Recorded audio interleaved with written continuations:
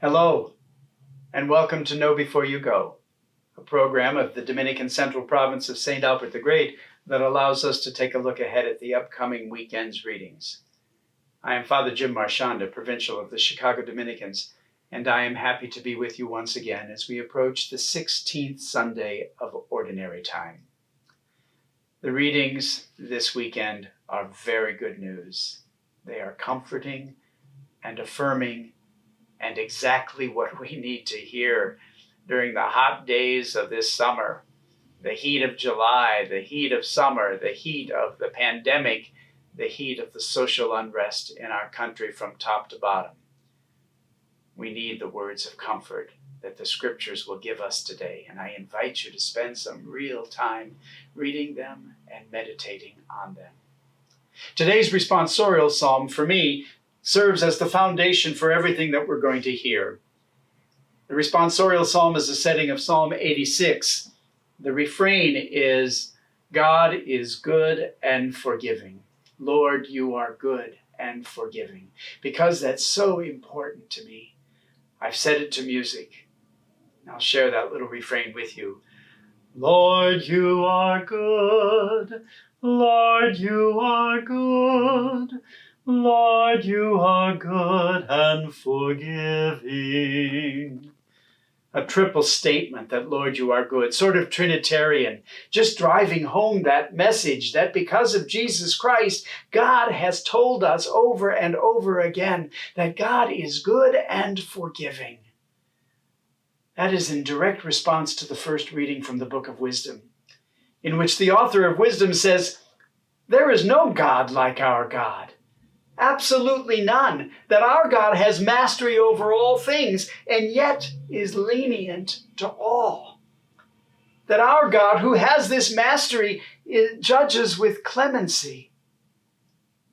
That our God governs with lenience. And our God teaches that those who are just must be kind. Kindness must be a part of life, just like it is a part of God, as God has been trying to teach us for thousands of years. That responsorial psalm, Lord, you are good and forgiving, is in direct response to the beauty of that first reading. And the verses go on saying that God is merciful and gracious. God is slow to anger, rich in kindness and fidelity. That psalm reinforces, my friends, that God doesn't give up on us, ever. God never gives up on us. The most important news of our lives.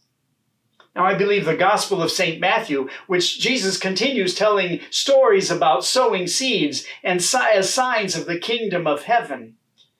I think that first reading and that responsorial psalm are in direct relation to that parable about the sower and the seeds, in which a good man sows good seed in his farm. But then when he goes to bed at night, enemy come and sow weeds among the good seeds, and they start to grow together. And as they are producing the harvest, his servants run to him and tell him the story of the weeds coming up with the fruit and ask, should we pull it out? And he says, no, it might kill the good as well. Leave them together. We'll sort them at the end. And the parable is a pretty good story, a pretty good reality check that you and I are completely surrounded by both good and evil all the time, aren't we? The world is full of good and evil. We see it every day. As a matter of fact, that battle between good and evil goes on within us as well. And you and I daily deal with choosing the right over the wrong. You and I daily deal with it. And I think that first reading from the Book of Wisdom and the responsorial psalm tell us that God understands we wrestle with that every day. And that even when we fall, even when we make a mistake, the Lord is good and forgiving and understands, especially as God sees we continue to try. We continue to try with all our hearts. Although we would wish it would be black and white and there would only be good over here and only bad over there and we could separate ourselves from the bad, that's so unrealistic. It's so immature a thought. And we are challenged to realize that they are together in today's world. They are sometimes together within even us. And that God understands that, is compassionate, and is patient with us. I believe the second reading from St. Paul's letter to the Romans that you're going to hear really encourages us to accept the challenges that are within us, both of good and evil, and how they play out. St. Paul says to the Romans, the Spirit comes to us in our weakness. Right away, that says to me, don't fear our weakness. Of course we're weak. Of course we make mistakes, but we don't need to be afraid of it, because you know what? The Spirit comes to us right in our weakness. And then the Spirit starts to groan through us and pray through us. And the Spirit of God is the Spirit that moves us to a different level of our lives experience. The Spirit prays through us, connects us intimately with God.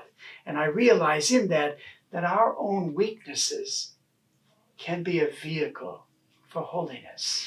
Have you ever thought of that? So many times we judge ourselves harshly. We experience our weakness and we get mad at ourselves. Doggone it, I did it again. I can't seem to get beyond my sinfulness. Well, you're only human. We're all only human. And Jesus knew that, and Paul seems to know that. And he tells us, don't be so afraid of your weakness. Engage your weakness as a vehicle for holiness, reminding us what we heard in the first reading, reminding us of what the responsorial psalm said. The Lord is good and forgiving. St. Paul tells the Romans, my friends, God forgives you. Forgive yourselves. Go easier on yourselves. And realize, even in your weakness, that God is there and that God will make the difference. Just keep turning to God in your strength and in your weakness.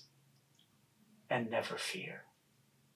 The Lord is good and forgiving. God bless you and your families.